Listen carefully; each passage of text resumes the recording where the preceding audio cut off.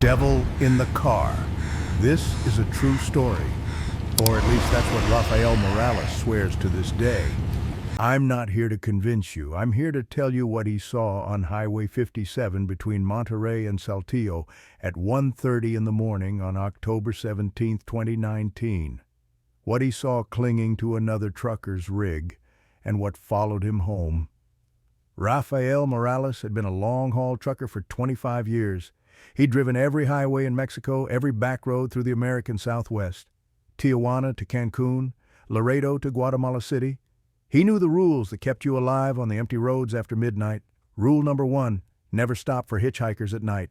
Rule number 2, never look too long at another truck after midnight. Rule number 3, if you see something that shouldn't exist, keep driving and don't look back.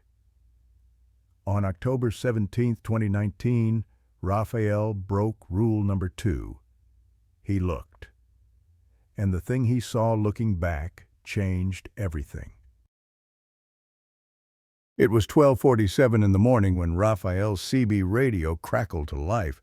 He'd been driving for 9 hours straight Mexico City north toward the border, hauling electronics to a warehouse in Monterrey. His eyes burned from staring at the white lines. His back ached from the cheap seat cushion that had compressed into nothing years ago. The endless road had started to blur together into one long hypnotic ribbon pulling him forward into darkness. Highway 57 stretched ahead like a black throat swallowing his headlights whole. No other vehicles for the last 40 minutes, no lights from towns or ranches. Just darkness pressing against the windshield and the diesel engine's rhythmic rumble that threatened to lull him into the dangerous half-sleep that killed truckers every year. The air conditioning had died 2 hours back somewhere past Querétaro. Heat poured off the engine block, mixing with the cold October desert night, seeping through the door seals. Rafael's shirt stuck to his back with sweat. The cabin smelled like old coffee dregs, diesel fumes, stale cigarettes, and something else, something metallic and stale he couldn't quite name, like rust or old blood. He'd just lit his 10th cigarette of the night when the voice came through the static. "Hermano, you on 57 northbound. You need to slow down. There's something in the road. Over." Rafael grabbed the microphone, grateful for any human contact after hours of silence. "Copy that. This is Rafael at kilometer marker 214. What am I looking for? Over." "Sinkhole, right lane, kilometer 237. Maybe 3 meters wide, 3 deep. Nearly took me out, felt my right tires catch the edge. I reported it to the federales, but you know how that goes." "Over." Rafael did know. The federal police would send someone in the morning, which meant never, which meant some other poor bastard would hit that hole at 100 kilometers per hour and end up as another roadside memorial decorated with plastic flowers and Virgin Mary candles. "Appreciate the heads up, compa. You okay? Over." "Shaken up, but yeah. Name's Rodrigo. Friends called me El Rojo. Over." "Rafael, 25 years on these roads, and I've never seen a sinkhole open up on 57. Over." There was a long pause filled with static. When Rodrigo's voice came back, it had changed. Lower, uncertain. "Rafael, can I tell you something? This might sound crazy, but that hole, I don't think it was there yesterday. I drive this route twice a week. I know every crack in this highway. And that hole wasn't there on my southbound run. Over." A chill crawled up Rafael's spine despite the heat in the cabin. "What are you saying, Over?" "I'm saying it opened tonight. Maybe while I was driving over it. I felt the road shift just slightly right before I saw the hole, like something pushed up from below. Over." Rafael's mouth went dry. He took a drag from his cigarette, the ember glowing orange in the darkness. "You've been driving too long, hermano. We all see things when we're tired. Over." "Maybe. Maybe you're right." Rodrigo didn't sound convinced. "But my abuelo used to say something. He was a trucker too before he disappeared. He said the road at night doesn't belong to us. We're just borrowing it. And some nights the real owners want it back. Over.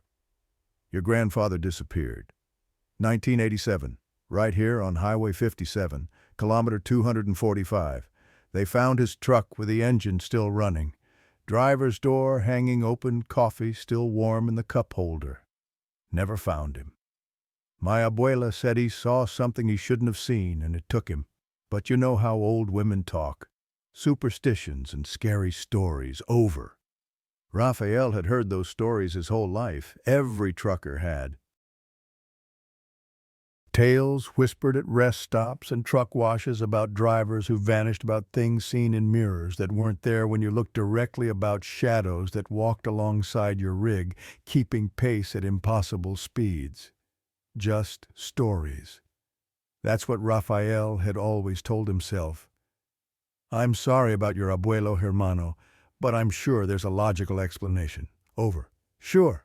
Logical. Rodrigo's laugh was bitter. Look, just be careful around 237. And Rafael, one more thing. If you see something tonight that doesn't make sense, something that shouldn't exist, don't stop to figure it out. Don't try to help. Just keep driving. My abuelo stopped. That was his mistake. Over. Copy that. Stay safe, El Rojo. Over and out. The CB fell silent. Rafael hung the microphone back on its hook and crushed out his cigarette in the overflowing ashtray. Kilometer 214, 23 more to the sinkhole. His hands were suddenly slick with sweat on the steering wheel. Rafael Morales wasn't a superstitious man. He'd never been to church except for weddings and funerals. He didn't believe in ghosts or demons or La Llorona or any of the stories his mother had told him as a child. He believed in diesel engines and truck stops and the simple mathematics of delivery schedules. But he believed in the road. 25 years had taught him that Highway 57 had moods, had a personality. Some nights it welcomed you, the miles sliding past easy and smooth. Other nights it fought you, made you work for every kilometer, made you feel unwelcome. Tonight, the road felt hungry. Rafael glanced at his phone mounted to the dashboard. No signal. Not unusual out here in the Coahuila Desert, but it added to his growing unease. The last town had been 50 kilometers back. The next real civilization wouldn't appear for another 80. Kilometer 220. The sinkhole was still 17 kilometers ahead, but his heart had already started racing. The smell hit him again, that rust and rot smell he'd noticed earlier. Now it was stronger, thick enough to taste, like old meat and funeral flowers and corroded metal all mixed together. Rafael cranked the window down. Cold night air rushed in, but the smell didn't fade. Engine coolant, he muttered to himself. Just overheated coolant. But the temperature gauge sat firmly in the normal range. Kilometer 225, the dashboard lights flickered. Once, twice, 3 times. The CB radio hissed with sudden static loud enough to make Rafael jump. Then everything went back to normal. The road ahead was absolutely straight, vanishing into darkness beyond the reach of his headlights. On either side, the desert stretched flat and featureless. No mountains, no buildings, just scrub brush and mesquite trees that looked like skeletal hands reaching up from the sand. Kilometer 230. 7 more to the sinkhole. The headlights caught something at the roadside. Just for a second, a tall, thin shape standing perfectly still among the mesquite. Rafael's breath caught. His eyes snapped to the rearview mirror. Nothing. Just darkness and the red glow of his taillights fading into black. Just a cactus, he said, or a dead tree. But his voice shook and he didn't believe himself. The isolation pressed in on him. Rafael had driven alone for 25 years and never felt lonely. Wife gone since 2010. Mariela said he was married to the road, not her. No kids, no house waiting, just a small apartment in Guadalajara he visited twice a month to shower and sleep in a real bed. The road was his home. But now, for the first time in his career, Rafael felt the weight of his isolation. How many days since he'd had a real conversation, not CB chatter, but actual face-to-face talk? A week? 2 weeks. The thought opened something in his chest, a yawning emptiness he'd been carefully ignoring for years. Kilometer 235, 2 more to go. 2 more. The CB crackled again. Rafael lunged for the microphone. El Rojo, that you over? Static. Then Rafael. Can you hear me? Over. It was Rodrigo, but the voice sounded different now. Tight. Afraid. I hear you. What's wrong? Over. I'm still at 237. Pulled over on the shoulder past the sinkhole. Rafael, A pause. Heavy breathing. I can see it. I can fucking see it. Over. Rafael's blood turned to ice water. See what? Over. Behind me, in my mirrors, on my trailer. Rafael, there's something on my trailer. Over. What are you talking about? What thing? Over. I don't know what it is. It's big. Size of a man, but the shape is wrong. It's holding on to the metal with its hands. No, not hands, claws. Long claws dug into the paint. It's just sitting there, watching me through my mirror. Jesus Christ, Rafael, it's looking right at me, right into my eyes. Over. Rafael's hands started shaking so badly he almost dropped the microphone. Get out of there, drive. Just fucking drive. Over. I can't. If I move, if I make noise, I think it'll static explosion. Then screaming high-pitched, terrified, cut off abruptly. Then nothing. Just the empty hiss of dead air. Rodrigo, answer me. Over. Silence. Rafael's heart hammered against his ribs. His vision tunneled. For a moment he thought he might pass out. This is not real. This is not fucking real. But the CB's silence was very real, and kilometer 237 was now just ahead, the marker appearing in his headlights like a tombstone. And there, exactly as Rodrigo had described, was the sinkhole. It looked like a wound in the highway, 3 meters wide, maybe more. The asphalt had collapsed inward, leaving jagged edges that looked like broken teeth. Rafael slowed to 40 kilometers per hour, switched to the left lane, guided his truck carefully around the hole. As he passed, he looked down into it. The headlights should have illuminated the bottom. 3 meters deep, Rodrigo had said, but Rafael saw no bottom. Just darkness, absolute light-swallowing darkness that seemed to go down forever. And at the edges, just visible, something pale moved, writhed. Rafael jerked his eyes back to the road, his stomach churning. Kilometer 238. The sinkhole behind him now. He grabbed the CB with shaking hands. El Rojo, Rodrigo, are you there? Coming over. Nothing but static. Rodrigo, answer me. God damn it, over. The static continued, unchanging. And then beneath it, so faint, Rafael almost missed it, something that might have been laughter, or screaming, or both at once layered together in a way that made his skin crawl.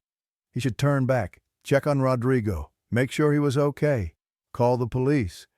But rule number 3 whispered in his mind, if you see something that shouldn't exist, keep driving. Rafael kept driving. His entire body was shaking now. Adrenaline flooded his system, making everything too bright, too sharp. He lit another cigarette, but his hands trembled so badly he could barely get it to his lips. What the fuck had just happened? What had Rodrigo seen? Kilometer 260? A Pemex station appeared like a mirage. Fluorescent lights blazing in the darkness, the green and red sign promising civilization. Rafael pulled in tires, crunching on gravel. Only 2 other vehicles in the lot, a beat-up sedan and another 18-wheeler parked at the far edge near the restrooms. The building was a small concrete box with barred windows and a night attendant visible behind bulletproof glass. Rafael killed the engine. The sudden silence was deafening. He climbed down from the cab on legs that felt like water. The night air was cold, sharp, with the smell of gasoline and desert sage. Overhead stars scattered across the sky in vast profusion, beautiful and utterly indifferent. Rafael's hand still shook as he inserted the fuel nozzle. He tried Rodrigo's number on his phone, straight to voicemail, He tried the highway patrol. After 10 rings, a bored dispatcher answered. I'm calling about Highway 57, kilometer 237. There's a sinkhole and a trucker might be in trouble there. We received a call about the sinkhole at approximately 11:45 p.m., the dispatcher said in a monotone. Maintenance has been notified. Is there an emergency? A trucker named Rodrigo, he was pulled over there. He called me on CB radio and then the transmission cut out. We have no reports of accidents or abandoned vehicles at that location. If you didn't witness anything directly, there's nothing we can investigate. But he could be. Sir, if there's no confirmed emergency, I need to keep this line clear. Have a good night. Click. Rafael stood there listening to the dial tone. What could he say that wouldn't make him sound insane? The fuel pump clicked off. Rafael walked to the night window to pay. The attendant was an old man, probably 70, with a weathered face and cloudy eyes. He took Rafael's cash without a word. As the old man counted out change, he looked up at Rafael and went very still. "You've seen something tonight." It wasn't a question. Rafael froze. "What?" "You've got the eyes. Same eyes my grandson had before he quit trucking 5 years ago. The look of a man who's seen something he can't unsee." "I'm fine, just tired." "Sure you are." The old man leaned closer to the glass, his voice dropping to a whisper. "Let me tell you something, hijo. If you see something on another truck tonight, something that shouldn't be there, something wrong, don't tell the driver. They already know, and telling them won't help. It'll just make the thing notice you." The words hit Rafael like ice water. "How do you know about—" "My grandson told me, before he quit. He said there are things that ride with lonely people. Companions, he called them. They find you when you've been alone too long, when you've got nothing left tying you to the living world. And once they find you—" He shrugged. "Well, my grandson doesn't drive anymore." "What happened to him?" "He saw one. Saw it riding on another trucker's rig. And then a week later he saw one on his own truck, in his mirrors, just sitting there clinging to the metal watching him. He said it smiled at him. He drove straight to Mexico City that night, parked his truck, and never got behind the wheel again." Rafael's mouth was dry as sand. "That's just superstition." "Maybe. Or maybe there's a reason those stories exist. Why do you think so many truckers disappear on these highways?"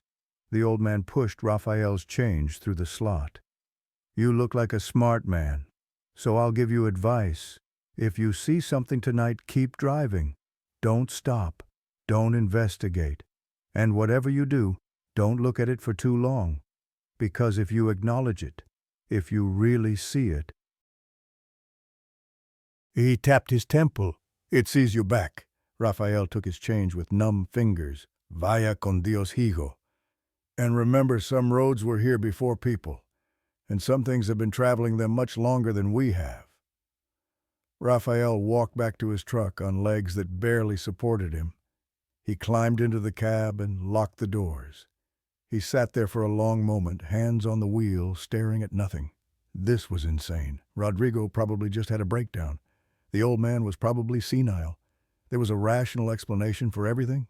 There had to be. Rafael started the engine. The diesel roar was comforting, familiar, real. Kilometer 275, back on Highway 57, heading north. The road was empty again, no other vehicles in sight. Just Rafael and the darkness and the white lines pulling him forward. He tried the CB one more time. "This is Rafael on Highway 57 northbound.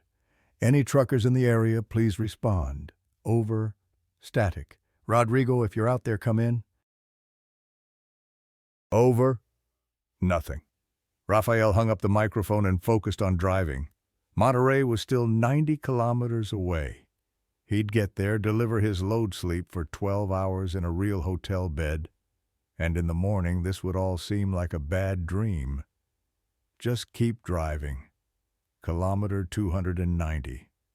Rafael's eyes were burning with exhaustion and adrenaline crash. That's when he saw the taillights, red dots in the darkness maybe 2 kilometers ahead. Another truck heading north, same direction. Rafael's speed was 100 kilometers per hour. The other truck was going slower, maybe 90. He was gaining on it, slowly, steadily. Don't look too long. Rafael knew he should back off, maintain distance, not get close enough to see anything he shouldn't see. But he needed to know.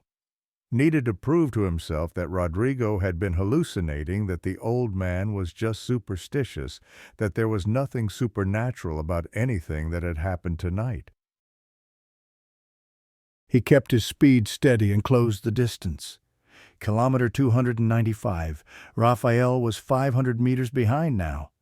close enough to see it clearly in his high beams, a Freightliner red paint job, Texas plates. The trailer was unmarked, just plain metal sides covered in road dust. Not Rodrigo's truck. Someone else. Just another trucker making the long haul through the night. Rafael pulled into the left lane and accelerated. 400 meters, 300, 200. The truck ahead continued at a steady pace, unaware of Rafael approaching from behind. 100 meters. Rafael was parallel with the trailer now. His headlights illuminated the entire side, dirty white metal, some rust spots, a few dents from years of hard use. Just a truck. Just metal and wheels and cargo. Rafael kept his eyes forward, focused on the road ahead. He would pass and not look. But his eyes betrayed him. Almost against his will, Rafael's gaze slid sideways. Just a glance. At first he saw nothing unusual, just the trailer's side, slightly convex, reflecting his headlights. Then the angle changed as the road curved gently, barely perceptible, but enough to shift the shadows. And Rafael saw it. Something clinging to the metal. Something with arms too long and joints that bent wrong. Something with skin the color of spoiled meat, gray-white and mottled. Something with fingers, no claws, dug deep into the trailer's metal, leaving gouges in the paint. It was huge, man-sized, but the proportions were all wrong. The torso too narrow, the limbs too long, the head too large and elongated. And as Rafael stared in frozen horror, unable to look away, unable to breathe, unable to think, it turned its head and looked directly at him. The face was wrong in every possible way. The skull was stretched almost equine, but with a flat, malformed human quality that was far worse than any animal. The eyes were sunken pits that somehow still gleamed with awareness. The mouth was too wide, splitting the face from ear to non-existent ear, filled with teeth that looked broken and regrown at odd angles. And it smiled. Not a human smile. Something else. Recognition. Acknowledgement. Like it had been waiting for Rafael to notice. Like it had been expecting him. The creature raised one long-fingered hand, those terrible claws dripping with something dark, and waved, slowly, deliberately. Rafael's foot slammed down on the gas pedal. His truck lurched forward, engine roaring in protest. The speedometer needle climbed 110, 120, 130 kilometers per hour. He had to get away. Had to put distance between himself and that thing. The CB radio crackled to life. "You see it too?" Not a question, a statement. And Rafael recognized the voice immediately. El Rojo, Rodrigo, still out there on the highway, still driving with that thing clinging to his truck, and now he knew that Rafael had seen it. That Rafael had looked too long at something he should have ignored. The companion had been acknowledged, and acknowledgement, Rafael realized with cold certainty, was exactly what it had been waiting for. Rafael's hands locked on the steering wheel, knuckles bone white. The speedometer held steady at 130 kilometers per hour, faster than safe, faster than smart, but not fast enough to outrun the ice flooding his veins. "You see it too." Rodrigo's voice through the CB speaker was flat, empty, like a man who'd stopped feeling fear because fear had burned through him and left only ash. Rafael's thumb found the transmit button, pressed. It released, it pressed it again. His throat worked, but no sound came out. "I know you're there, Rafael. I can see your headlights in my mirror, still behind me, still following." A pause. "You should have listened, should have kept your eyes forward, but you looked, and now it knows you're watching." Rafael finally found his voice. It came out as a croak. "Rodrigo, what is that thing?" "You want the truth? I don't fucking know. I've been driving with it for 3 months now. 3 months since I first saw it in my side mirror. It won't leave, won't attack, just sits there, watching, waiting. Waiting for what?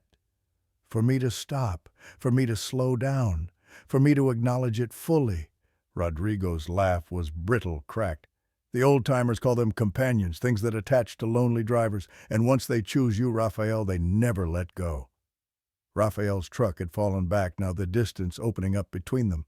The red freightliner was maybe 800 meters ahead, far enough that Rafael couldn't see details anymore. But knowing it was there was somehow worse than seeing it. "How do we get rid of it?" Rafael asked.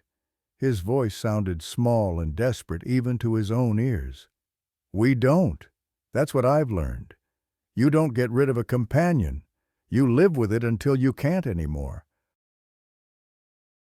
Until it takes what it wants." "What does it want?" Silence stretched for 10 seconds. 20. Rafael was about to repeat the question when Rodrigo finally answered. "Everything.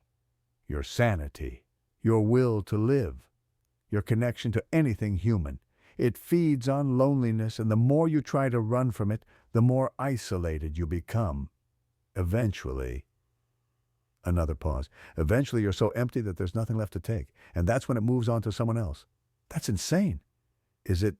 Think about your life, Rafael. When's the last time you had a real conversation with someone face to face?" Rafael's mouth opened to answer and found nothing. "Days, weeks. That's what I thought," Rodrigo said softly. "That's what makes us perfect. We've already done the work for them. We've already isolated ourselves."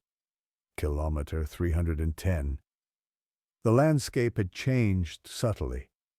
The flat desert was giving way to rolling hills, the first suggestions of the Sierra Madre Oriental. In the distance, lightning flickered inside clouds, a storm building, though no rain had fallen yet. Rafael's mind raced, trying to find logic in the illogical. There has to be an explanation. Hallucinations, carbon monoxide poisoning, some kind of shared psychosis. "You think I haven't tried to convince myself of that?" Rodrigo's voice rose, anger breaking through the emptiness. "I've tried everything, Rafael. I've stopped and walked around my truck. I've taken pictures, they don't show anything. I've called other truckers on CBE, they tell me to get some sleep. Nothing works. Because it's real. It's fucking real. And it's on my truck, and there's nothing I can do about it." The lightning flashed again, closer now. In the brief illumination, Rafael thought he saw something on the roadside, a figure, tall and wrong. But when his headlights swept across the spot, there was only a dead mesquite tree. Just a tree, just shadows and exhaustion and fear playing tricks. But Rafael no longer trusted what he saw. "I'm pulling over," Rafael said suddenly. "At the next rest stop. I'm done." "There is no next rest stop, not for 80 kilometers. And Rafael, you won't make it 80 kilometers. "What's that supposed to mean?" "It means you looked, you saw mine, and somewhere between here and Monterrey, you're going to see yours." The words hit Rafael like a physical blow. His foot eased off the accelerator without conscious thought. The truck slowed to 90, then 80 kilometers per hour. "That's not true. That's not how this works." "Isn't it 3 months ago I was exactly where you are now, driving 57 late at night. I passed another trucker and saw something on his trailer. I thought I was losing my mind. Then 2 weeks later, there it was in my mirror, my very own companion. And now you've seen mine, which means yours is already looking for you." Rafael's chest felt too tight. His breath came in short gasps. "This is bullshit." "You're fucking with me. Look in your side mirror, Rafael. The passenger side. Look right now." "No. Look. I'm not playing your game." "It's not a game."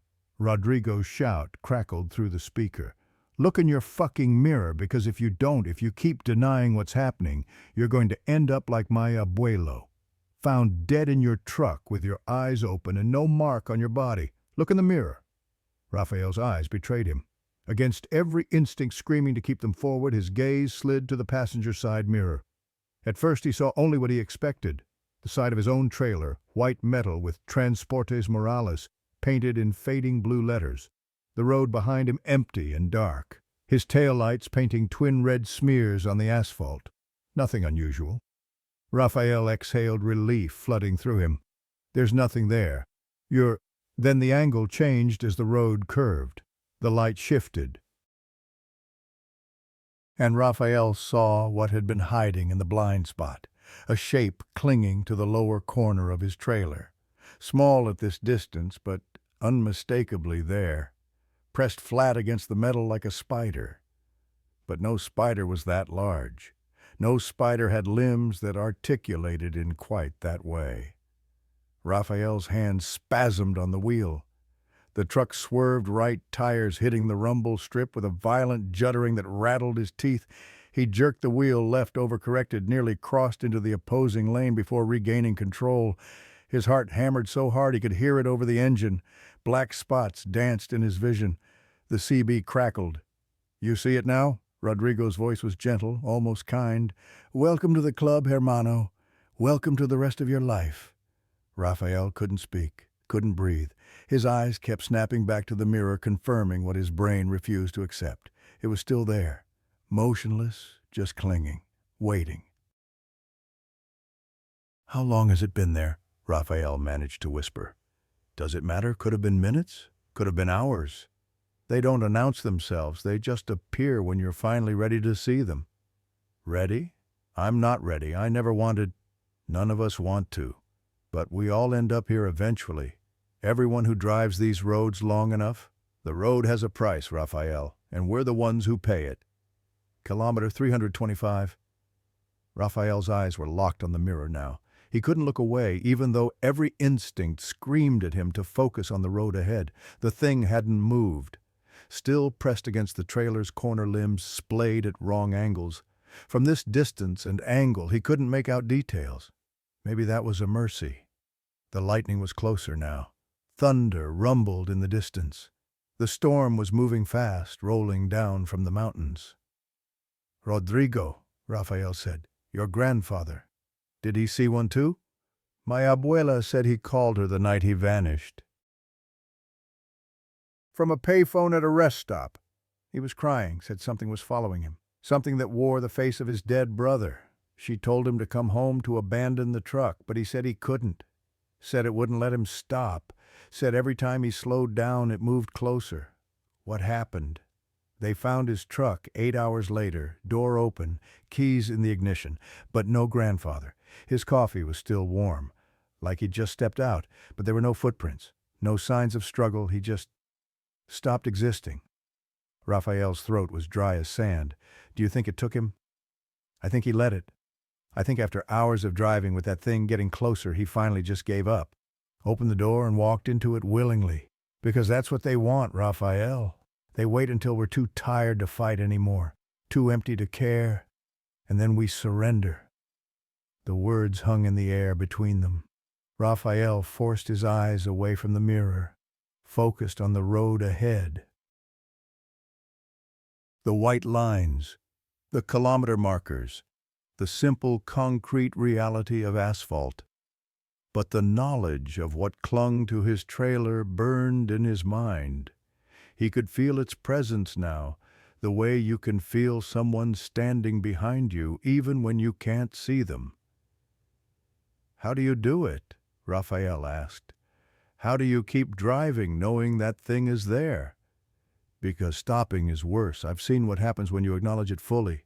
3 times I've almost pulled over. 3 times I looked in the mirror and saw it moving, crawling closer to the cab, so I keep driving, keep moving. As long as I'm in motion, it stays where it is. For how long?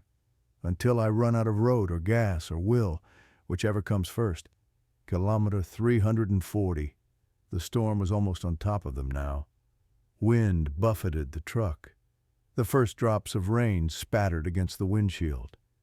In the distance, Raphael saw lights. Lots of them. The glow of a city reflected off low clouds. "Monterrey," Rodrigo said. "Rodrigo." 40 more kilometers. Then what, Raphael? "You think it goes away when you reach civilization." "I don't know what I think anymore." "I'll tell you what happens. You'll park at the warehouse, deliver your cargo, act normal because what else can you do, and when you're alone again you'll check your mirrors, and it'll still be there. Maybe closer, maybe farther, but always there, always watching. Stop it. I'm trying to help you, hermano. I'm trying to prepare you." "What comes next?" Raphael's voice rose. "What the fuck comes next, Rodrigo?" Silence. Then quietly, "That depends on how strong you are, how much you want to keep living. because that's the real question. When you're stripped of everything family, friends, connection, purpose, when all you have left is the act of surviving, is that enough? Or do you let go? The rain was coming down harder now, sheets of water that the windshield wipers struggled to clear. Visibility dropped to almost nothing. Rafael had to slow down, had to reduce speed or risk hydroplaning, but slowing down meant giving the thing time. Time to move, time to get closer. Rafael kept his speed at 80 kilometers per hour even as the rain turned the road into a skating rink. "I saw it move," Rodrigo said suddenly. His voice had changed again, higher, panicked. "Rafael, I saw it move. It's closer than it was. It's climbing toward the cab. Don't look at it. Keep your eyes forward. I am moving. I'm going 90 and it's still coming. Fuck. I can see its hand on the window. It's reaching for the door handle." Rafael's blood turned to ice. "Rodrigo, get off the highway. Take the next exit." "There is no exit. Not for 20 more kilometers. And Rafael, I don't think I have 20 kilometers. Through the rain and darkness, Rafael could just barely see the red Freightliner ahead. It was swerving slightly, weaving between lanes. "Talk to me, Rodrigo. Stay with me." "My kids." A bitter laugh. "I haven't seen my daughter in 3 years. She's 12 now, and I don't even know what grade she's in. My son is 9. He doesn't return my calls. Can you blame him? I'm a stranger who sends money once a month. Then call them. Tomorrow, when the sun comes up. It's too late for that.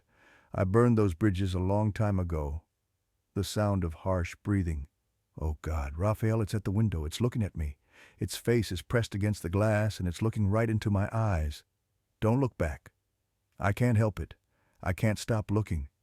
Its eyes, they're not empty, they're full of hunger and patience and something that might be love. Terrible love. Like it's been waiting for me specifically." The Freightliner ahead was slowing now. 70 kilometers per hour. 60. The brake lights flared bright red. "Rodrigo, don't stop. Whatever you do, don't stop." "I'm not stopping. But my foot won't press the gas anymore. My body won't obey." 50 kilometers per hour. 40. Rafael was catching up fast, too fast. He'd have to pass again or risk rear-ending the other truck. The Freightliner's brake lights went dark. The truck coasted to a stop in the right lane, hazard lights blinking. Rafael slammed on his brakes. His truck skidded on the wet pavement trailer, starting to jackknife. He fought the wheel, managed to straighten out and come to a shuddering stop 50 meters behind the motionless Freightliner. The CB was silent. No static, no breathing, just dead air. Rodrigo, answer me." Nothing. Rafael stared through the rain-streaked windshield at the truck ahead. Hazard lights flashing rhythmically, tail lights dark, no movement visible in the cab. He should drive around it. Should keep going. Should follow his own advice and not stop. But Rodrigo was in there. A man who'd warned him about the sinkhole. Who'd tried to save him from the same fate. Rafael grabbed his flashlight and reached for the door handle.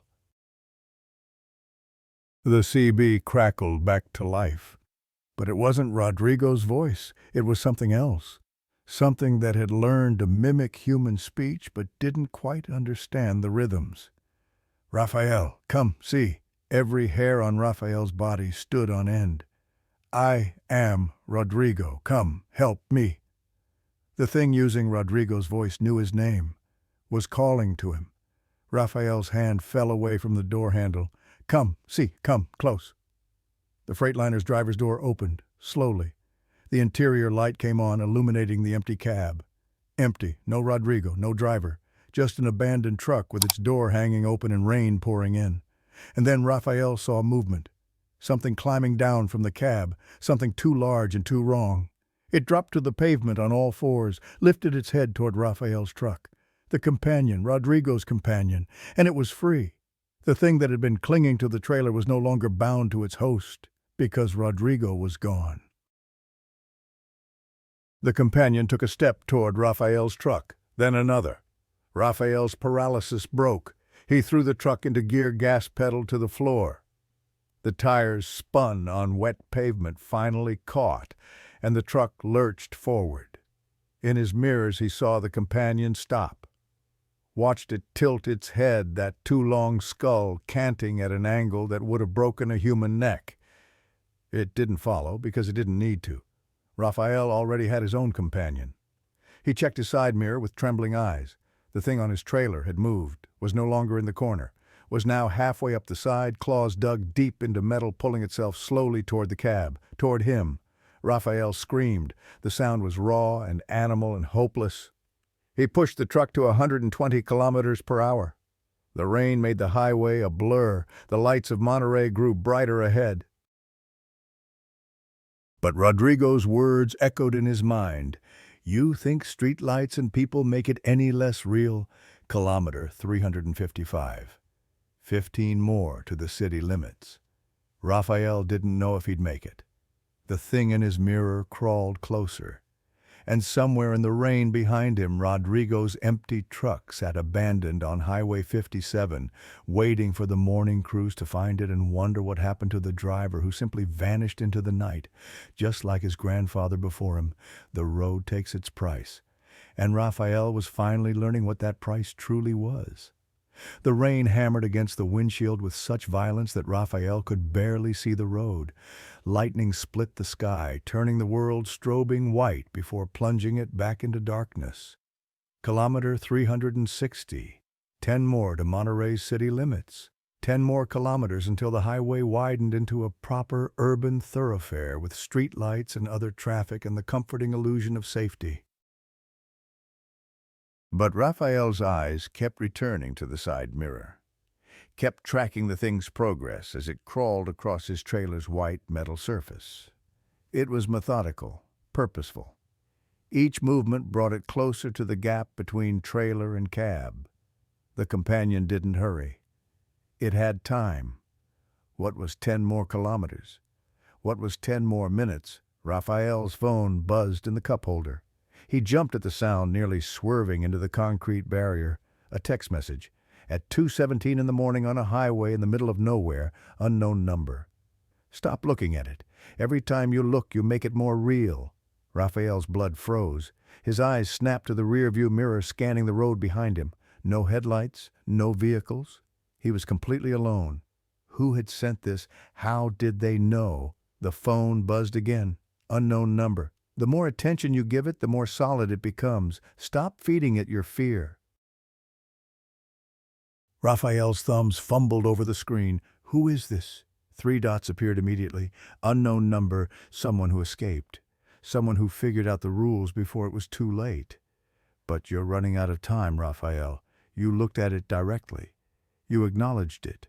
Now it thinks you're giving permission. Permission for what? Unknown number. To come inside. Rafael threw the phone onto the passenger seat like it had burned him. This was wrong, all of it. The timing too perfect, the knowledge too specific. Was this real? Was someone actually trying to help him? Or was this another manifestation of whatever was happening? His phone lit up again. Unknown number. Listen carefully.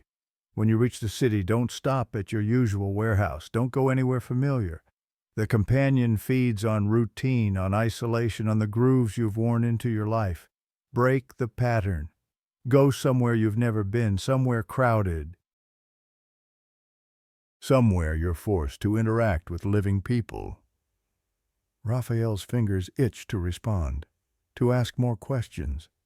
But another part of him, the part that had survived 25 years on dangerous roads, whispered that engaging with this unknown number was a mistake. How else would it know his name, know his situation? He ignored the phone, forced his eyes back to the road. Kilometer 365. The rain was lessening slightly. Through the downpour, Rafael could see the orange glow of Monterrey's lights painting the undersides of the clouds, but the thing in his mirror had advanced. It was at the front edge of the trailer now. Its claws scraped against metal with a sound like nails on a chalkboard. A sound Rafael shouldn't have been able to hear over the rain and engine, but somehow cut through everything else with perfect clarity. Movement in his peripheral vision made Rafael's head snap right. For a moment, just a brief terrible moment, he thought he saw something pressed against the passenger window, a pale shape with too many joints, but when he looked directly there was only rain streaming down the glass. "You're losing your mind," Rafael whispered. "None of this is real." Except it was real. Rodrigo had been real. His screams had been real. His abandoned truck sitting in the rain had been very, very real. The phone buzzed insistently. Multiple texts. Rafael grabbed it, risking a glance. "Unknown number. You're almost to the city. Here's what you do. Take the Constitution exit. Not your usual route. Go to the Barrio Antiguo. Find the church, Cathedral Metropolitana. It's open all night. Go inside. Stay until dawn." Unknown number churches are threshold spaces, places between the living and the dead. Companions can't fully manifest there. It won't destroy it, but it will weaken the connection. Give you time to think. Unknown number. "But Raphael, whatever you do, don't go home. Don't go anywhere you've been before. It knows those places. It's already waiting for you there." The specificity was too much. This had to be legitimate. Someone who'd actually dealt with this before. Raphael's thumbs moved. "Who are you?" The response came immediately. "I'm what you'll become if you survive this. Someone who can see them everywhere now. Who can never unknow what the road really is. As for your number, I've been watching the CB frequencies. Heard your conversation with Rodrigo. Knew what was happening." "What happened to Rodrigo?" A long pause. "Unknown number. He's between now, not alive, not dead. The companion consumed him, but he wasn't empty enough yet. So he exists in the spaces between. You might see him sometimes on these roads. Might hear his voice on the CB. But it won't really be him. Just an echo the companion is using." Raphael's stomach turned. That voice on the radio saying, "Come see." The wrong rhythm. That hadn't been Rodrigo at all. How do I kill it? Unknown number, you can't. You can only starve it. And that means fundamentally changing who you are. No more long-haul driving, no more nights alone on empty highways. You have to reconnect with humanity, Raphael. Actually reconnect. Real bonds, real relationships. That's the only thing they can't digest. "That's impossible. This is my life." Unknown number. "Then you're already dead. It's just a matter of time. Get to the church. We'll talk more when you're safe." The conversation ended. Raphael was approaching the city limits now. The highway widened from 2 lanes to 4. Street lights appeared, sodium vapor lamps casting everything in sickly orange. Buildings rose on either side. Other vehicles appeared. A taxi, a bus, a few passenger cars. Normal people living normal lives, completely unaware of the things that rode the dark highways. Raphael followed the signs toward his usual delivery point, the industrial district near the airport. But as he approached the exit, he thought about the text messages, about the warning not to go anywhere familiar. His hands moved almost without conscious thought. He passed his usual exit, took the next one instead, following signs toward Centro. The streets narrowed, colonial architecture appeared between modern buildings. At this hour, even the city center was quiet, but there were still lights and windows, still signs of human habitation. Raphael navigated by half-remembered tourist trips from years ago. The Barrio Antiguo, the old quarter, and there, rising above the colonial buildings, the twin spires of the Cathedral Metropolitana de Nuestra Señora de Monterrey. Even at this hour, lights burned in the windows. The massive wooden doors stood open. Raphael had never been religious, had stopped going to church the moment his mother couldn't force him anymore. But right now, the sight of that building felt like salvation. He parked his truck on the street, illegal, but he was past caring. Killed the engine. The sudden silence was deafening. For the first time in hours, Raphael was motionless, not driving, not running. Just sitting in the cab with rain pattering on the roof. He couldn't look at the mirror, couldn't check if the companion had moved closer. If he looked, if he confirmed it was still there, he might lose the courage to step outside. The phone buzzed. "Unknown number. You're here? Good. Now comes the hard part. You have to get from your truck to the church doors, 20 meters. The companion will try to stop you. It will manifest. It will show you things, but keep moving. Don't stop. Don't look back. Get inside and you'll have time to breathe. 20 meters. Another text. It's waiting for you to get out. It's been waiting for this moment since it first attached to you. This is when it tries to finish what it started. But Raphael, you're stronger than it thinks. Open the door. Raphael's hand tightened on the handle, pulled. The door opened with a click that sounded like a gunshot. Cold air rushed in, rain, the smell of wet stone and car exhaust and something else underneath, that same rust and rot smell. Raphael stepped down from the cab. His boots hit wet pavement, his legs nearly buckled. He didn't look back, didn't check the trailer, kept his eyes locked on the cathedral doors 20 meters away, started walking. 10 meters, 15. Each step felt like moving through concrete. The air was thick, resistant. Behind him he heard a sound, metal groaning, something heavy landing on pavement. Don't look back. Footsteps, not human footsteps. Too many joints clicking, claws scraping stone. Don't look back. A voice. His own voice, coming from behind him. Raphael, where are you going? Don't you want to see me? Don't look back. 5 meters from the doors. Raphael was running now. 3 meters. 1 meter. Raphael's hands hit the wooden doors and they swung inward and he stumbled into the cathedral, and the moment he crossed the threshold, everything changed. Silence. Absolute silence. The rain stopped. The footsteps stopped. Raphael collapsed on the stone floor, gasping. He'd made it. He was inside. Safe, I wouldn't go that far. Raphael's head snapped up. A man stood in the central aisle, maybe 40 years old, wearing jeans and a work shirt. His face was weathered with deep trucker's lines. Who are you? Raphael managed. Tomas Rivera. I'm the one who's been texting you. The man walked closer. I've been where you are. I know what you're going through. And I'm sorry, Raphael, but I need to be honest with you. Honest about what? About what comes next. The church will hold it off for a while. A few hours, maybe until dawn, but it won't destroy the companion, won't break the bond. That thing is yours now. So what do I do? Thomas sat in a nearby pew, his face etched with exhaustion. You change your entire life, quit driving, reconnect with people, rebuild every bridge you've burned. Basically become a completely different person. Stop being the isolated, lonely man the companion chose. And if I can't, then you do what most of us do. You keep driving, keep running, keep telling yourself you can handle it. And slowly, night by night, kilometer by kilometer, it drains you. Until there's nothing left. Until you're as empty and hollow as it is. And then one night you just let go. Raphael stared at him. That's my choice. Give up everything I am or give up living. Welcome to the club, hermano. Tomas pulled out a worn notebook, started writing. I'm going to give you some names. People who can help. A therapist in Mexico City who specializes in highway trauma. A priest in Guadalajara who understands what these things are. And a retired trucker in Tijuana who's kept his companion at bay for 15 years. Raphael took the paper with numb fingers. How did you know I'd come here? Raphael asked. I've been monitoring CB channels for months, listening for drivers having the same conversation you and Rodrigo had. When I heard it starting tonight, I knew how it would end. I couldn't save Rodrigo. He'd had his companion too long, was too far gone.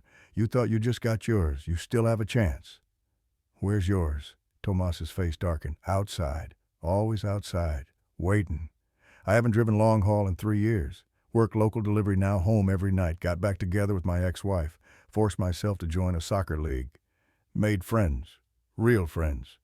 Did it work? I can't see my companion anymore. Can't hear it.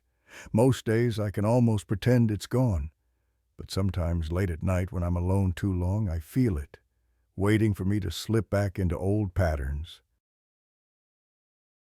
Outside, thunder rumbled. Raphael's phone buzzed. A new text from another unknown number. He opened it with shaking hands. The message contained only a photo, a picture of his truck outside, and in the reflection of the wet pavement beneath it, a shape. Humanoid, but wrong. Looking toward the cathedral doors. The caption read, I can wait. I have all the time in the world. You'll come out eventually, they always do. Rafael showed the phone to Thomas. The older man's face went pale. That's new. They've never been able to use technology before. His voice was tight with fear. Rafael, I think your companion is different, stronger. Maybe because you saw Rodrigo's first. Maybe because you looked at it so directly. But this isn't normal even for them. What does that mean? It means you might not have years. You might not even have months. The lights in the cathedral flickered. Just once, but enough to make both men freeze. Companions couldn't enter churches. That was the rule. But rules apparently were changing. Rafael walked to one of the massive stained glass windows, looked out at the Barrio Antiguo below. His truck sat on the street looking innocuous, but the shadows around it were wrong, too deep, too mobile. And as Rafael watched, more shapes began to appear, emerging from alleyways, sliding down from rooftops, crawling up from storm drains, other companions, dozens of them, all different, some almost human, some utterly alien. They gathered around his truck like moths around a flame. Tomas, you need to see this. The older man joined him at the window. His face went ashen. Madre de Dios, I've never seen this many in one place. Why are they here? I don't know. Maybe your companion called them. Maybe. Tomas stopped, a new horror dawning in his eyes. Or maybe they're gathering because they sense an opportunity. What opportunity? Before Tomas could answer, every light in the cathedral went out. The building plunged into absolute darkness. From somewhere in the back of the church, in the shadows between the pews, came a sound, a wet, clicking sound, like claws on stone, like something had finally found a way inside. Run, Tomas whispered. Run right now. But Rafael was frozen, because he could see them now even in the darkness. Could see the companions streaming through walls like they were water. Could see them filling the cathedral, packing the pews, crowding the aisles, all of them looking at him. The companion that was his special personal curse, emerged from the darkness at the altar. It moved slowly, savoring the moment. It had won, and it wanted Rafael to know it. The darkness in the cathedral was absolute, not the darkness of a room without lights, but something thicker. Darkness that had weight. Darkness that breathed. Rafael's legs finally remembered how to move. He lunged toward the side exit. Tomas was right behind him. Behind them came the clicking, dozens of claws on marble. The sound multiplied until it filled the entire space. Rafael's hand found the door handle, pulled, locked. Other side, Tomas gasped, already pivoting. The sacristy, there's always another way out. They ran through the darkness, hands outstretched, crashing into pews. Rafael's shin connected with something solid and pain exploded up his leg, but he didn't stop. A pale hand shot out of the shadows, missed Rafael's jacket by centimeters. He felt the cold radiating from it. Tomas found the sacristy door, yanked it open, shoved Rafael through and followed, slamming it behind them. This room was smaller, cluttered with vestments. A single window showed the storm outside, and beneath the window another door, standing open. They burst out into the rain, and the sudden noise of the storm was almost a relief. But the companions followed. Rafael saw them pouring from every entrance of the church, not walking, flowing. Like liquid shadow taking vaguely humanoid shape. "The truck!" Rafael shouted over the rain. "We have to get to the truck." "Are you insane? That's what it wants." "You have a better idea." Tomas didn't answer. They ran. The street was empty. No witnesses, no help. Rafael reached his truck first, keys already in hand. He yanked open the driver's door and hauled himself up. Tomas scrambled up the other side. Rafael jammed the key into the ignition. The diesel engine turned over once, twice, died. No, he tried again. The starter motor whined. The engine coughed but wouldn't catch. In the side mirror, Rafael saw them coming. A tide of wrong shapes flowing down the street, his companion at the front. "It's flooded," Tomas said. "Give it a second." Rafael counted to 3, turned the key again. The engine roared to life. He threw the truck into gear and stomped the accelerator. The truck lurched forward, tires spinning before finding traction. In the rearview mirror, the massive companion stopped, watched. Raphael's own companion raised one long-fingered hand, waved. That same slow, deliberate gesture. "See you soon." Raphael drove through Monterrey's empty streets while Tomas sat in the passenger seat with his head in his hands. "What the fuck was that?" Raphael finally asked. "They couldn't. Not before tonight. I don't know what's changed." Tomas looked up. "But I think we just witnessed an evolution. They're getting stronger." Raphael's hands were white-knuckled on the wheel. He'd been driving for nearly 15 hours, had witnessed impossible things, and now he was back where he started, in his truck, on the road, running. "Where do I go?" Raphael asked. "I don't know anymore. I thought I knew the rules. But if churches aren't safe—" Tomas trailed off. Then quietly, "Maybe nowhere is safe." Raphael's phone buzzed. He didn't want to look, but his eyes betrayed him. Unknown number. "Good. You're moving again." "That's where you belong, in motion, between places, neither here nor there. That's where we live, Raphael, in the spaces between. And now that's where you live, too." The phone buzzed again. Another photo, taken from outside his truck. Taken right now, showing Raphael and Tomas visible through the windshield. Taken from approximately where the hood would be. It was on the truck, had climbed back on while they were getting in. "It's on the hood," Raphael said flatly. Tomas looked at the photo, closed his eyes. "Of course it is." They drove in silence. Raphael took turns at random. "Anywhere, everywhere, nowhere." Finally, Tomas spoke. "I lied to you, earlier." Raphael's jaw tightened. "What?" "I said you could starve it. Reconnect with humanity. That's what I've been telling people for 3 years. That's what I wanted to believe." He laughed bitterly. "But it's not true. You can slow them down. But once a companion chooses you, it never really leaves. It's patient. It will wait decades if it has to. So there's no escape. There's one. You accept it. You stop fighting. You acknowledge that you and it are the same thing now. And then you decide what that means. Do you let it consume you? Or do you make peace with it? Learn to coexist? That's insane. Is it, Raphael? Why do you think some truckers drive for 50 years and never have problems? Some of us made a deal a long time ago. We traded connection for freedom. We chose the road over people. And the companions are just the physical manifestation of that choice. Raphael's mind reeled. You're saying we create them. I'm saying we invite them. We make ourselves into perfect hosts. And once they attach, they're not invaders. They're mirrors, showing us what we've become. The rain was stopping. Through the breaking clouds, Raphael could see hints of dawn. He'd made it through the night. Barely. "What do you want me to do?" Raphael asked. Tomas was quiet for a long moment. I want you to pull over. I want you to get out. I want you to look at your companion directly, fully for the first time. No mirrors, no stolen glances. Actually see it. And then I want you to make a choice. Either you walk away from this life right now, abandon the truck, start over completely, or you accept what you are, and you stop running. That's not a choice. That's surrender. Sometimes surrender is the only form of survival. Tomas pointed to a parking lot ahead of a closed shopping center. Pull in there. Face it. One way or another. Raphael's hands moved automatically. The truck rolled to a stop in the center of the vast empty space. He killed the engine. Silence. Just the tick of cooling metal. Raphael's reflection stared back at him from the dark windshield. He looked like he'd aged 10 years. His eyes were hollow. He looked like the men he'd seen at truck stops over the years.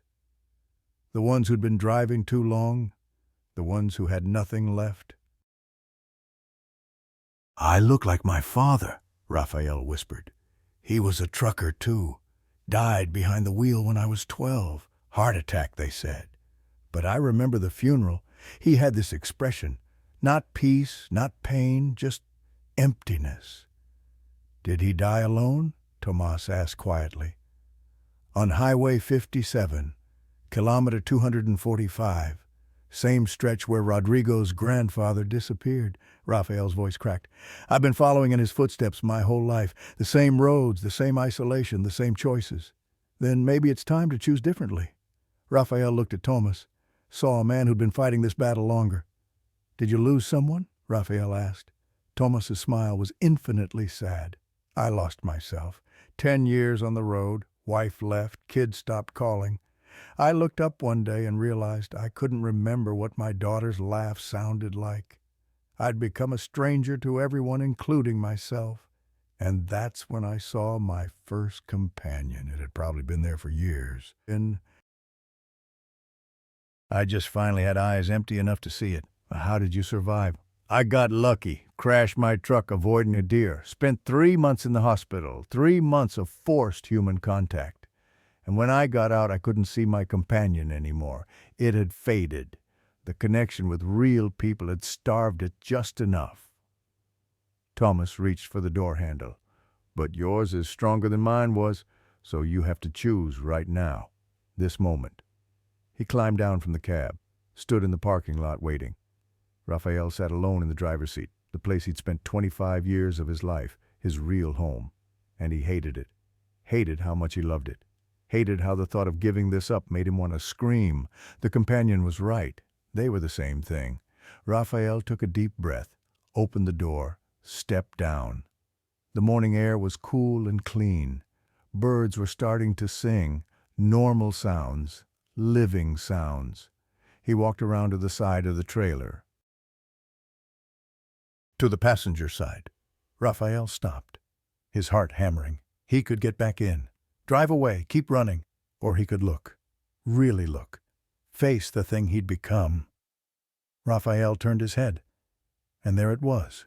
The companion clung to the trailer about 3 meters up, closer than he'd thought. It was horrible. The skin was mottled gray-white, stretched too tight over elongated bones. The limbs bent at wrong angles, the claws buried deep in his trailer's metal were black and cracked. But the face was the worst part, because underneath the distortion Rafael could see human features, a nose, cheekbones, a jaw, like this thing had once been a person, or was made from the memory of people.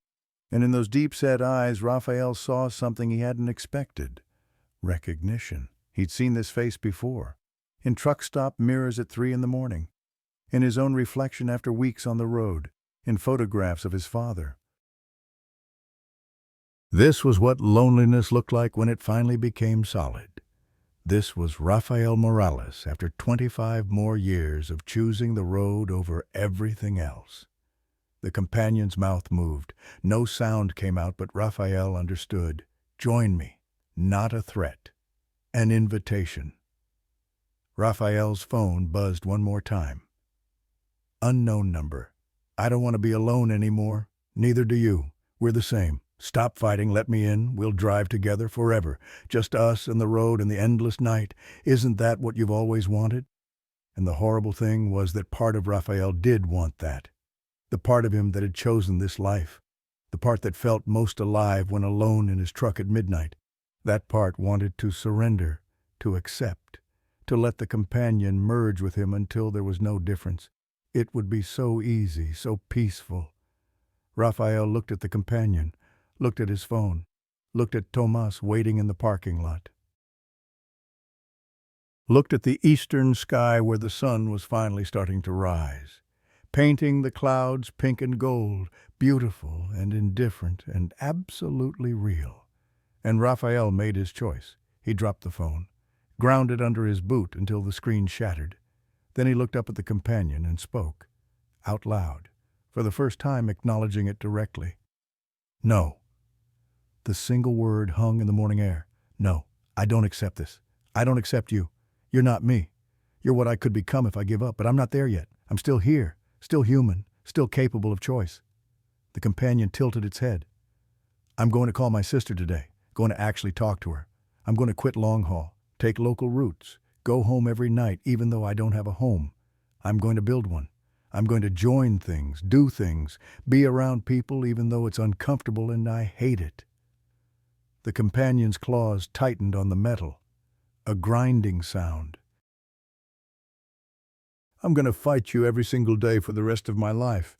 And maybe I'll lose. Probably I'll lose. But not today. Today I choose to be human, to be connected, to be anything except what you are.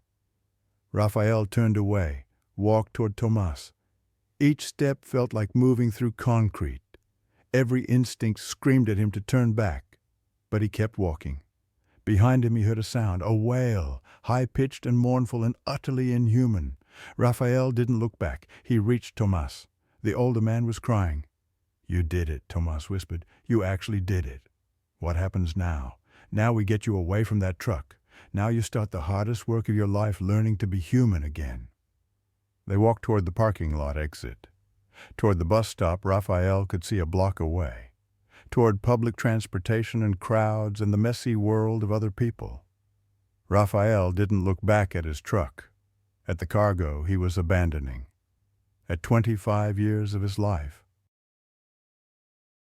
But he could feel it watching, could feel the companion's gaze on his back, patient, waiting because it wouldn't leave. It would wait, maybe for months, maybe for years. Wait for Rafael to slip back into old patterns, and if he did, when he did, it would be there. Companions were patient. They had all the time in the world. The bus arrived 7 minutes later.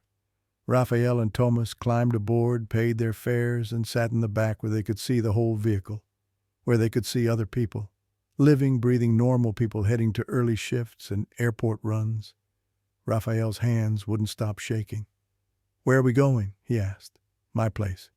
You'll stay with me and my wife for a few days. Get your bearings, then we'll figure out next steps." Tomas pulled out his phone. "First thing, I'm calling that therapist I mentioned. Getting you an appointment this week. Then we contact the warehouse. Tell them you had an emergency. They can send someone to pick up your truck and cargo. I'm abandoning a $40,000 load. You're abandoning a death sentence. There's a difference."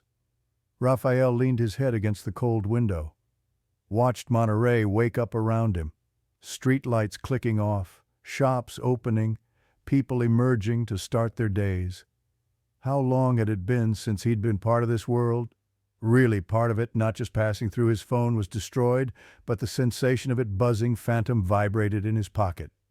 He kept reaching for it, kept expecting another message from the thing that had learned to text. "Will it ever stop?" Rafael asked. "The feeling that it's still there?" Tomas was quiet for a moment. "No, not completely. You'll learn to live with it, like tinnitus, like a scar that aches when it rains. Some days you won't notice. Other days it'll be all you can think about. That sounds like hell. It's better than the alternative, trust me." The bus lurched to a stop. More passengers got on. An old woman with a shopping bag, a young man in a construction vest, a mother with 2 small children who immediately started arguing over a toy. Normal, chaotic, human. Rafael felt tears burning behind his eyes. When was the last time he'd cried? Years, maybe decades. "I don't know how to do this," he whispered. "I don't know how to be around people anymore." You learn, one day at a time, one conversation at a time. It's awkward as hell at first. You'll want to run back to the truck, want to escape to the road, but you don't. You sit with the discomfort. You let people in even when everything in you screams to stay isolated. The bus rolled through residential neighborhoods. Trees lined the streets. Kids waited at corners with backpacks. Dogs barked behind fences. Life. Ordinary, beautiful, messy life. Rafael had forgotten this world existed. "What about you?" Rafael asked. "Do you ever want to go back?" Tomas looked out the window. "Every single day, especially at night. I'll be lying in bed next to my wife and I'll hear a truck on the distant highway. And something in me wants to get up, get dressed, get behind the wheel, just drive until the sun comes up. No destination, no responsibility, just me and the road." But you don't. But I don't, because I know what's waiting out there. And I know that if I go back even once, I might not come back. The companion is patient. It remembers. And it knows my weaknesses better than I do. The bus stopped again. Tomas stood. "This is us." They got off in a working-class neighborhood, small houses with chain-link fences. Thomas led Rafael to a pale blue house with a garden out front. Roses, tomatoes. Someone had planted life here and tended it. A woman appeared in the doorway, mid-40s, dark hair starting to gray, wearing a bathrobe and holding a coffee mug. Her eyes went wide when she saw Thomas with another man. "Amor, this is Rafael. He needs our help." The woman, Tomas's wife, studied Rafael for a long moment, saw the exhaustion, the fear, the hollow look of a man who'd seen something he couldn't unsee. She nodded once. "Come in. I'll make breakfast." And just like that, Rafael was inside, in a house that smelled like coffee and eggs, where family photos hung on the walls and kids' drawings were stuck to the refrigerator with magnets, where a television played morning news at low volume, a home. Rafael sat at the kitchen table while Tomas's wife, her name was Carmen, cooked, while Tomas made phone calls, setting things in motion. While the world outside continued its normal rhythm, he felt like an alien, like he'd landed on a foreign planet where the customs made no sense. But he was here. He was alive. He was human. For now, that would have to be enough. Later that day, after Rafael had showered and borrowed clean clothes and eaten his first real meal in days, Thomas drove him to a parking lot across the city. Rafael's truck sat there cordoned off with yellow tape, 2 police cars, an ambulance, people standing around talking. "What happened?" Rafael asked. Thomas rolled down his window, called to one of the officers. "What's going on?" The officer walked over. "Abandoned truck. Driver vanished sometime last night. No signs of struggle. No blood. Keys still in the ignition. We're treating it as a missing person case." "Did you find anything unusual?" The officer gave him a strange look. "Like what?" "I don't know. Anything. Just claw marks. All over the trailer. Deep ones. Like someone took a metal rake to it. Weird thing is, they're from the inside, like something was trying to get out." The officer shrugged. "Probably kids messing around. Anyway, you know this truck?" "No," Thomas said quickly. "Just curious." "Thanks, officer." He rolled up the window and drove away.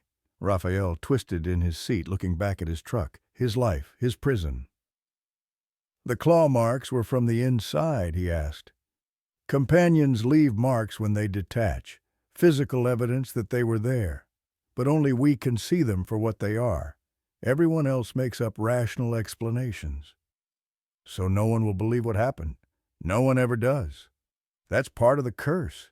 You can't warn people, can't share the burden, you just have to live with it." Rafael watched his truck disappear in the distance, watched his old life fade into the past. He felt lighter and heavier, free and trapped, saved and damned, all at once.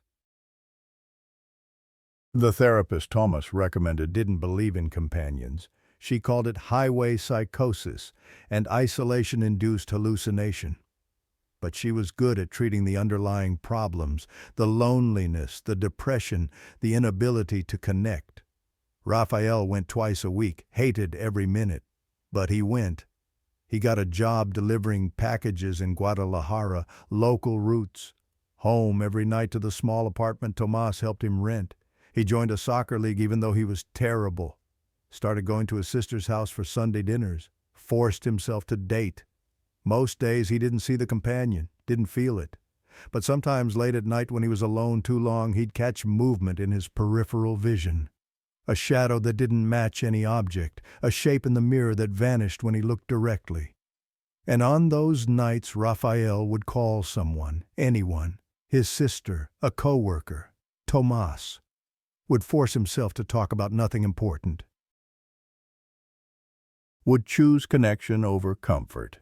Most nights it worked, but Rafael knew deep down in the part of him that still loved the open highway that he was one choice away from surrender. One moment of weakness away from getting in a truck and driving north on Highway 57 and never coming back. The companion was waiting for that moment. It could wait forever.